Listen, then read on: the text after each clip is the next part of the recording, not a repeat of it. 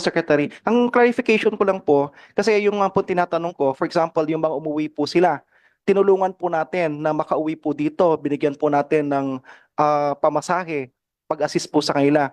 Pero ilan po sa kanila, yung mga balik manggagawa na pagdating po dito, in-assist po natin, binigyan po natin sila, then suddenly dahil balik manggagawa po pala sila, then we still allow them to fly back. And at the end of the day, later on, kapag naipit po naman po rito, ibabalik ulit natin sila sa Pilipinas. So yun po yung nais ko po na magkaroon po ng clarification. So definitely the flexibility is there with you, for you, kasi you're in coordination with the DFA, but that's just a clarification. Kasi nabanggit nga po ninyo na yung deployment ban, it's only for the new hires. Doon sa mga bumalik po rito ngayon, na mga balik manggagawa, nakasama po ba sila? Ilan po ba yung nakasama doon sa bumalik na nabigyan na ng assistance, ginastosan ng gobyerno pagbalik, pero dahil balik manggagawa